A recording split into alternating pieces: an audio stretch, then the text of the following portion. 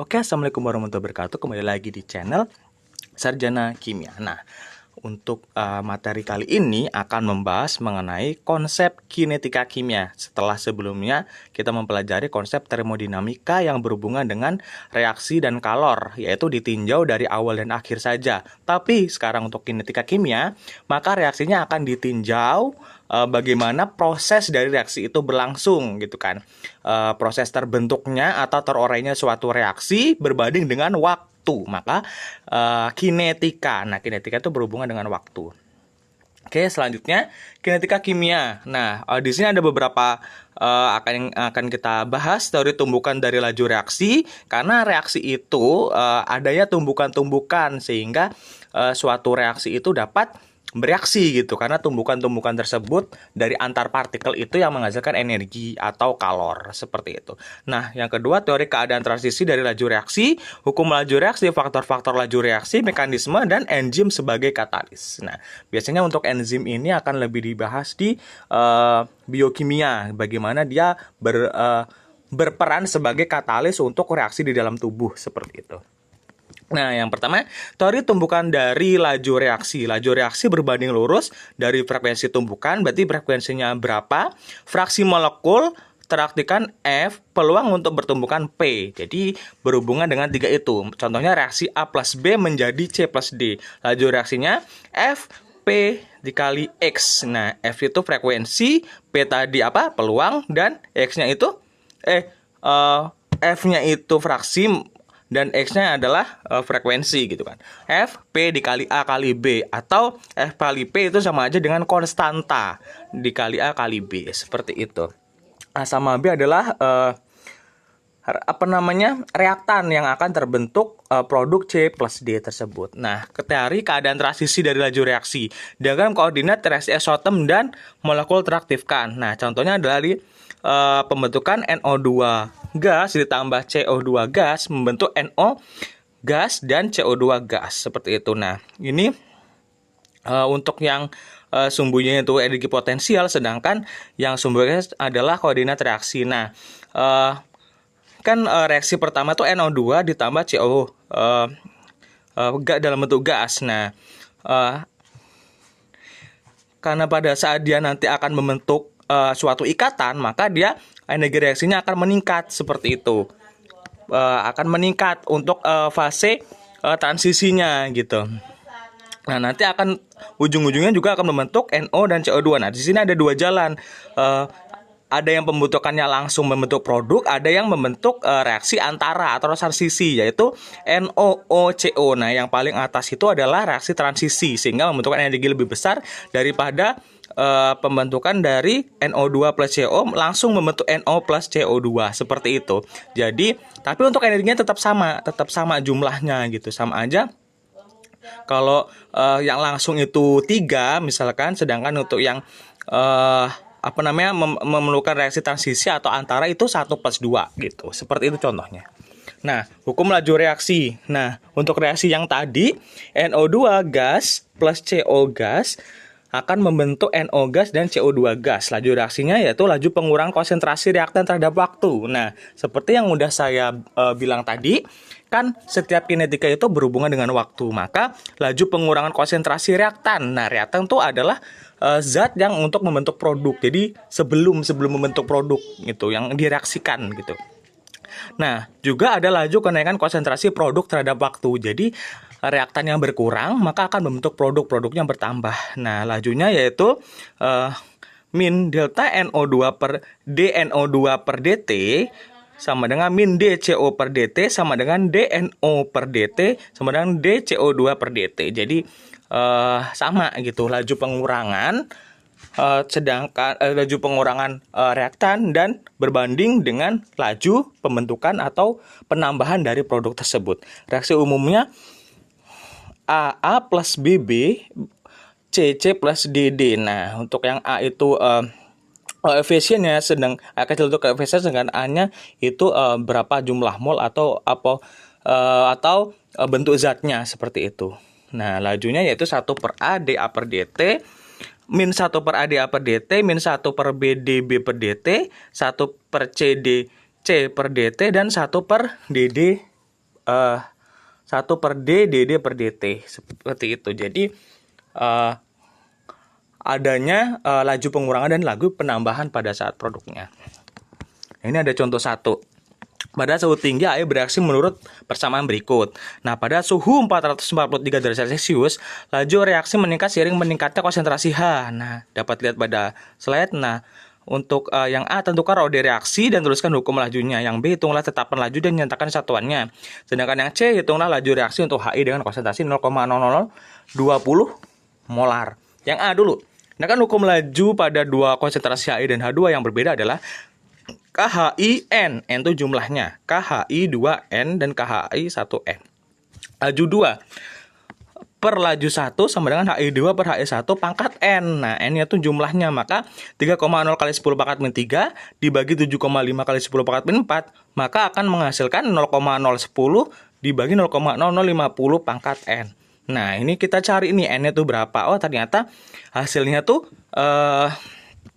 untuk yang kiri itu 4, sedangkan yang kanan tuh 2 pangkat N. Berarti N-nya berapa? N-nya 2. Berarti hukum lajunya KHI pangkat 2. Betul.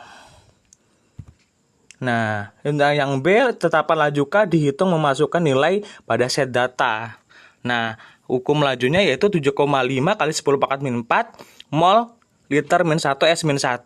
Nah, K-nya dengan untuk mol liter min 1-nya pangkat 2-nya 0,0050. Nah, jadi untuk K-nya maka 7,5 kali 10 pangkat min 4 dibagi 0,0050 mol liter min 1.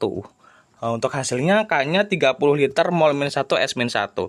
Lanjut dapat dihitung untuk HI 0,0020 molar, KHI 2 berarti 30 liter, K-nya kan tadi kita udah diketahui. Nah, 30 liter mol min 1 S min 1 dikali 0,0020 mol liter min 1 pangkat 2. Nah, hasilnya adalah 1,2 kali 10 pangkat min 4 mol liter min 1 S min 1. Bagaimana? Kalau misalkan masih belum mudeng, bisa nanti chat di kolom komentar aja. Nah, OD reaksi. Nah, untuk OD reaksi ini ada terdiri dari beberapa. OD reaksi yang pertama adalah OD reaksi 0 gitu. AN produk. Laju KAN, N-nya yaitu OD reaksi, tidak berkaitan langsung dengan koefisien A karena dia OD-nya OD 0. Berarti min D A sama dengan K A0, A0 gitu kan. Untuk laju awalnya berarti konsentrasi awalnya berarti DT, T-nya sebagai A berarti DA sama dengan min K DT. A min A0 sama dengan min KT. Laju K OD 0. Berarti laju sama dengan K sama dengan OD 0. Seperti itu. Itu untuk kurvanya seperti ini. Nah, laju yang berkaitan pada dua atau lebih unsur kimia yang berbeda. Contohnya A plus BBN menjadi produk. Nah, berarti lajunya min 1 per A DA per DT sama dengan 1 per B DB per DT.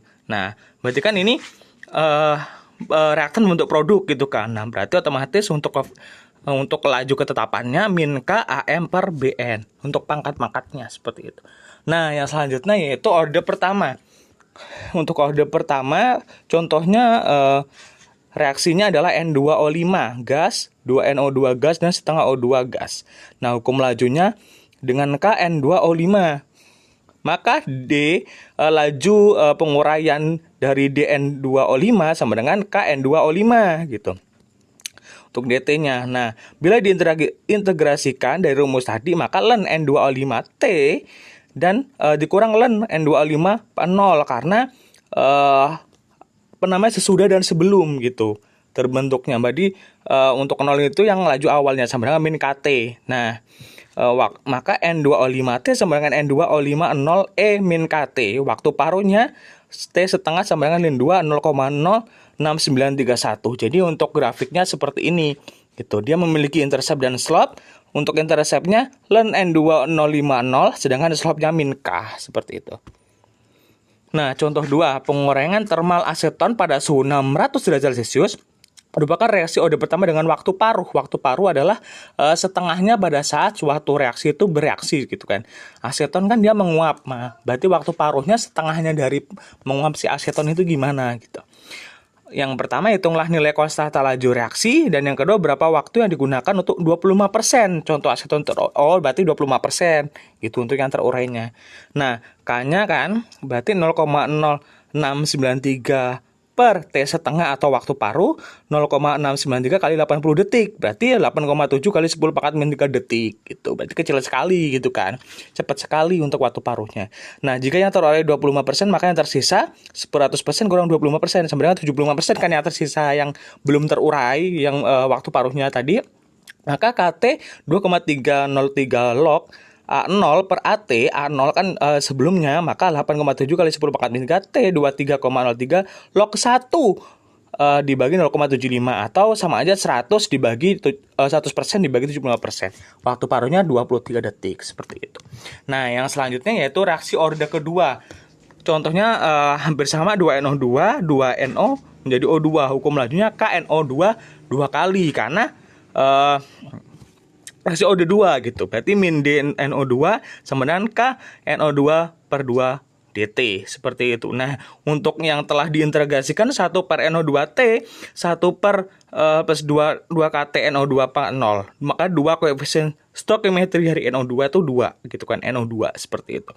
Nah, untuk slope-nya 2K dan untuk yang dari sumbu Y-nya itu 1 per NO2 L mol min 1, sedangkan untuk sumbu X-nya adalah waktu atau T.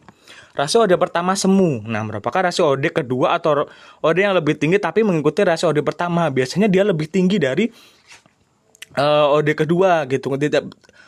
Tidak termasuk OD2, tapi sebenarnya dia justru mengikuti dari reaksi OD pertama. Contoh laju reaksinya adalah C plus D gitu, menghasilkan hasil reaksi KCD. Maka DC min DC per DT KC kali D. Bila KD tetap, maka laju reaksinya adalah KC gitu kan. Atau min DC per DT KC dan K sama dengan KD kali K. K kali D. Nah, K itu sebagai tetapan laju OD1 semu dan waktu paruhnya T setengah adalah 0,693. Ini udah ketetapannya gitu. Nah, ini untuk contohnya. Nah, reaksi radikal OH- radikal berarti kan otomatis dia mudah bereaksi nih karena dia radikal, makanya dia bisa membentuk zat lain, makanya dia memiliki waktu paruh seperti itu. Dengan metana di atmosfer mempunyai konstanta reaksi laju reaksi pada 25 derajat sebesar 0,3 kali 10 pangkat min 15 mol per liter detik. Reaksinya OH- menjadi CH4 membentuk H2O dan CH3-. Tentukan hukum laju reaksi OD pertama semu jika OH- konstan dan hitunglah K jika OH- 1,2 kali 10 pangkat 6. Nah, hitunglah waktu paruh bila OH-nya 1,2 kali 10 pangkat 6 juga. Biasanya, nah, laju reaksinya kan K, OH- CH4. Karena OH- itu konstan, maka konstanta laju reaksinya K. Laju reaksi dari K, CH4 dan K OH-, K-nya yaitu 6,3 kali 10 pangkat min 15 mol liter detik. Mol per liter detik. Dikali 1,2 kali 10 pangkat 6 tadi. Yang udah ketahui mol per liter, maka hasilnya 7,6 kali 10 pangkat min 19 detik min 1. Nah, mol liternya dicoret gitu kan. Nah, untuk waktu paruhnya 0,693 per K. Nah, K-nya kan udah diketahui 7,6 kali 10 pangkat min 9 detik min 1. Maka hasilnya adalah 2 tahun 11 bulan untuk waktu paruhnya. Nah, untuk faktor-faktor laju reaksinya, yang pertama macam zat bereaksi, konsentrasi zat yang bereaksi, berarti konsentrasinya itu berbeda-beda, maka akan mempengaruhi. Tekanan yang berbeda juga akan mempengaruhi, dan luas permukaan tentunya. Contohnya laju reaksi aluminium dalam bentuk serbuk, lebih dari laju reaksi aluminium dalam bentuk batangan, karena luas permukaannya lebih banyak untuk yang serbuk. Suhu, semakin tinggi suhu maka energi kinetik molekul meningkat sehingga frekuensi tumbukan akan semakin tinggi. Frekuensi tumbuhan tinggi maka otomatis kinetikanya akan meningkat kan, karena dia banyakkan tumbukan-tumbukan sehingga menyebabkan reaksi cepat berlangsung. Nah, untuk tetapan laju variasi secara eksponensial, K sama dengan AE min A min EA per RT. Nah, lin K-nya lin A min RT ln A min EA per RT. Nah, itu untuk sumbu Y, sumbu X, A dan B-nya adalah seperti itu gitu. Nah, untuk katalis ini tadi udah saya jelasin bahwasannya biasanya enzim untuk mencatat reaksi kimia, tapi ada katalis fisika. Contohnya katalis fisika itu contohnya bisa dari abu tandan kelapa sawit dan sebagainya, itu bisa untuk mempercepat reaksi terutama reaksi untuk pembentukan bisa minyak, bensin, dan sebagainya itu biasanya memerlukan katalis karena pembentukannya yang cukup lama. Nah, katalis homogen fase sama dengan reaktan, sedangkan katalis hidrogen fasanya berbeda. Contoh katalis homogen ya fasanya sama-sama cair atau sama-sama padat. Kalau hidrogen berbeda. Nah, katalis berbanding terbalik dengan inhibitor. Kalau katalis itu mempercepat reaksi, kalau inhibitor itu memperlambat reaksi. Contohnya logam platina mengkatalis reaksi hidrogenasi etana menjadi etana. Nah, H2 plus C2H4. Nah, logam platina itu mengkatalisasi atau mempercepat reaksi sehingga terbentuklah C2H6. Nah, contohnya seperti ini. Katalis juga berfungsi untuk menurunkan energi aktivasi sehingga reaksinya berlangsung cepat. Biasanya kalau misalkan kita akan membentuk reaksi nih, butuh energi sekian joule misalkan. Ternyata nggak mampu nih reaksi ini untuk menghasilkan energi sekian joule, maka diberikan katalis agar energi aktivasinya atau energi yang diperlukan itu semakin kecil, maka reaksi itu akan bisa berlangsung karena memerlukan energi yang kecil. Nah, yang selanjutnya yaitu mekanisme reaksi. Mekanisme reaksi menyatakan jenis dan jumlah tahap pada suatu reaksi. Reaksi elementer contohnya adalah unimolekuler N2O5 membentuk NO2 dan NO3 laju ke N2O5. Itu kan unimolekuler. Nah, bimolekuler maka akan menyentuh 2.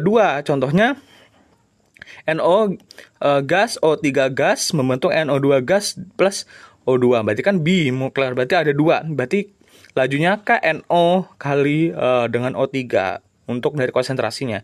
Termolekuler I plus ARN, I2 plus AR gitu kan. Nah, itu kan lebih banyak gitu termolekuler. Maka laju KI2 AR, laju untuk KI I2 seperti itu. Nah, ini adalah beberapa contohnya.